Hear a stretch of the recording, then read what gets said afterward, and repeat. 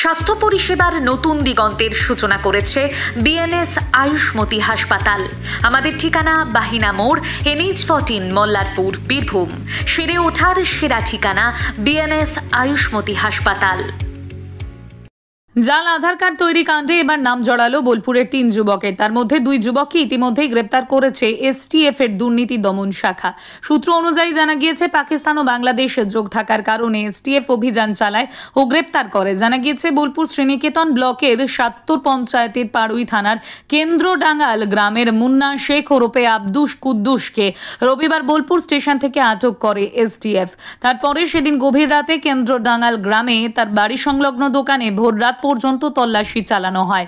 সেখান থেকে একাধিক laptop, mobile phone, printer machine সহ একাধিক নথিপত্র বাজেয়াপ্ত করা হয়। তার সাথে একই এলাকার যাদবপুর গ্রামের মিরাজ শেখ নামে এক যুবককেও রাতেই গ্রেপ্তার করা হয়। তার বিরুদ্ধেও জাল আধার কার্ড তৈরির অভিযোগ রয়েছে। ইতিমধ্যেই তাদেরকে বিধাননগর আদালতে তোলা হলে বিচারক দুজনেরই 7 দিনের পুলিশ হেফাজতের নির্দেশ দিয়েছেন। অন্যদিকে গ্রেপ্তার হওয়া 2 যুবকের সঙ্গে যোগাযোগ ছিল বোলপুরেরই জামবুনির একটি সাইবার ক্যাফের। সেই ক্যাফের মালিক ইমরান আহমেদের ল্যাপটপ বাজেয়াপ্ত করেছে STF। পাশাপাশি তার দোকানেও কয়েক ঘন্টা ধরে তল্লাশি চালানো হয়েছে। সেখান থেকেও বিভিন্ন নথি নিয়ে গিয়েছে তদন্তকারী আধিকারিকরা। তবে শুধুমাত্র আধার কার্ড নয়, তাদের বিরুদ্ধে ভারতীয় নাগরিকত্বের সচিত্র পরিচয়পত্র তৈরিরও অভিযোগ রয়েছে। অন্যদিকে চাঞ্চল্যকরভাবে জানা গিয়েছে, কিছুদিন আগে বাংলাদেশের কয়েকজন নাগরিক শেখ মুন্নার কাছে এসেছিল আধার কার্ড তৈরি করতে। সে সূত্র ধরেই অভিযান চালায় STF। স্বাভাবিকভাবেই বোলপুরে এমন উত্তেজনার সৃষ্টি হয়েছে। যদিও মুন্না শেখের পরিবারের দাবি, তাদের পরিবারের ছেলে কোনোভাবেই বেআইনি কাজে যুক্ত নয়, তবে সে অনলাইনে বিভিন্ন রকম কাজকর্ম করত। একইভাবে মিরাজ শেখের পরিবারের দাবি, বোলপুরে একটি সাইবার ক্যাফেতে কাজ করত সে, কিন্তু কি করত তা কেউই জানে না। এছাড়াও বোলপুরের সাইবার ক্যাফের মালিক ইমরান আহমেদের দাবি, আমার দোকানে এসেছিলেন তদন্তকারীরা, ব্যক্তিগত ল্যাপটপ বাজেয়াপ্ত করেছে, আমি তদন্ত সব রকমের সাহায্য করব। কি ঘটনা ঘটলো এবং কি বলে নিয়ে গেছে? ঘটনাটা কিছু না, একটা ছেলে মিসিং ছিল, ঠিক আছে। এবার মিসিংয়ের জন্য ও থানায় ডায়েরি করতে গেছিলো। তখন আমরা বাড়িতে ছিলাম না। ওই ডায়েরি করে আসার পর GRPF অফিস যাই, ছেলে দুটো, তাতে আমার ভাইও গিয়েছিল।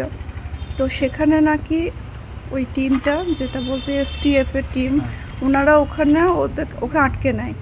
আটকে নেওয়ার পর আমাদের সাথে কোনো কন্ট্যাক্ট হয়নি। তারপর রাত বাড়ছে, 11টা বাজছে, ছেলে এখনও কেন ঘর ফিরল না। তখন আমরা টেনশন করছি, মেসেজ করছি, ফোন করছি, ফোনেও লাগছে না, কিছু না। ওই 11টার পর 11:30টার দিকে এরকম হবে, হঠাৎ পুলিশ মানে ওই টিমই ঢুকছে। আর আমরা কেবল তখন খেতে বসেছি। তো ওনারা এলেন, সমস্ত তল্লাশি চালাচ্ছেন। এবার কি তল্লাশি করছেন, কি সমাচার, অত তো আমরা বুঝি না, বাড়ির মেয়ে। এবার আমাদেরকে তো ঢুকতেও দেয়নি বা জানতেও দেয়নি এই করছে। তো তল্লাশি ওই 3:30টার মতো হবে, ভোর 3:30টার মতো তল্লাশি চালিয়ে ওকে নিয়ে চলে যায়। কি বলে গেছিল নিয়ে যাওয়ার? কিছু বলেনি, শুধু জিজ্ঞাসা করেছিল আপনারা আসছেন, আপনারা কোথা থেকে আসছেন, কি সমাচার, আর আমার ভাইকে কোথায় নিয়ে যাচ্ছেন। তো বলেছিল দুর্গাপুর, কিন্তু দুর্গাপুরে ওনারা নিয়ে যাননি। আপনার ভাই এই জিনিসটা কি করতো? উনি অনলাইনের কাজ করতো। ওই আধার সংশোধন করতো নাকি? না, ও অনলাইনের সমস্ত এই স্কুল কলেজের কাজগুলো করতো। আধার সংশোধনের কাজও তো হতো নাকি? আধার সংশোধনের কাজও হতো, কিন্তু ও করতো না। কাজ করতো অন্য ছেলেরা, ও মেশিন নিয়ে কাজ করতো, কিন্তু ও কাজ করতো না। এছাড়া আর কি কাজ করতো? কাজ করতো এমনি অনলাইনের যে কাজগুলো হয় সেগুলোই। তাই যারা এসেছিল তারা কখন এসেছিল? ওই 11টার পর 11:30 হবে। কি কি নিয়ে গেছে দোকান থেকে? দোকানের সমস্ত মানে ল্যাপটপ থেকে যত যা আধার জিনিস সেগুলো নিয়ে গেছে। হ্যাঁ, আমার দোকানে মানে অন্য একটি জায়গায় একটি ঘটনা ঘটার পর আমার দোকানে STF এর টিম এসেছিল। আমার দোকানে সমস্ত কিছু তদন্ত করে, মানে যেটা নর্মালি ওনাদের যেটা কাজ অফিসিয়ালি সব কিছু নেড়ে ঘেটে দেখেছেন। আমার সিস্টেমে কোনো কিছু তথ্য পায়নি, ঠিক আছে, বা আমার সিস্টেমে কিছু থাকলে তবে ওনারা তথ্য পাবেন। তো ওনারা কোনো তথ্য আমার কাছ থেকে পায়নি। আমি আমার সমস্ত রকম যত রকমভাবে আমার সহযোগিতা করার আমি করেছি, ঠিক আছে, তারপরেও ওনারা কিছু খুঁজে পাননি বা আমার সিস্টেম থেকে পাওয়া যায়নি। আমার পার্সোনাল ল্যাপটপ, যেটা আমি আমার পড়াশোনার ক্ষেত্রে ব্যবহার করি, আমি MSc B.Ed, ঠিক আছে, সামনে আমার SSC পরীক্ষা, SSC ফর্ম ফিল আপও করেছি। আমি আমার নিজের পড়াশোনা করার জন্য যে ল্যাপটপটা ব্যবহার করি, সেই পার্সোনাল ল্যাপটপটা ওনারা নিয়ে গেছেন। যারা দুজনকে আটক করেছে বা অ্যারেস্ট করেছে তাদের সাথে আপনার যোগাযোগ কি ছিল? তারা আমার দোকানের নর্মালি যেরকম কাস্টমাররা আসে সবাই প্রিন্ট আউট ইত্যাদি যে সমস্ত কাজগুলো করার জন্য, তারাও মাঝে সাঝে কোনো দিন এসছে, হয়তো আমি অত খেয়াল করিনি। ঠিক আছে, আর প্রত্যেকটা কাস্টমার তো ওই বাই নেম বা ওই মুখ চেনা সম্ভব নয়।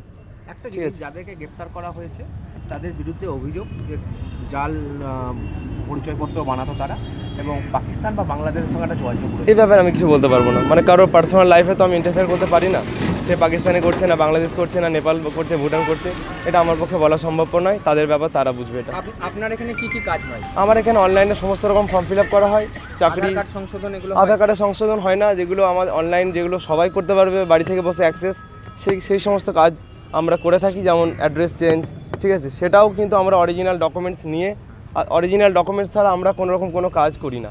এখানে কি এসেছিল আপনার কাছে কেউ বানানোর জন্য? বা আমাদের কাছে নর্মালি যেরকম একজন দুজন তো আসতেই পারে সারাদিনে। ধরুন সাধারণ ব্যাপারটা খুলে বলি কথা, কোনো একটা ফর্ম ফিল আপ করতে আসছে, আপনি বাড়িতে বসে তো ফর্ম ফিল আপটা করতে পারবেন। আপনার কাছে স্ক্যানার বা ছবি স্ক্যান করা বা সিগনেচার স্ক্যান করার সেই ডিভাইস আপনার কাছে নেই, তাই আপনি আসছেন ফর্ম ফিল আপ করতে।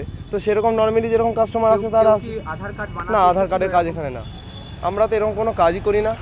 ঠিক আছে, আর আমরা সবথেকে বড় কথা, এখানে আমরা কোনো পাবলিককে অ্যাক্সেস করতে দিই না এই কারণে যে যদি কোনো বাইরের মানে উইদাউট আইডেন্টিটি আমি তো কোনো কাজই করি না আফটার অল। আপনার নাম?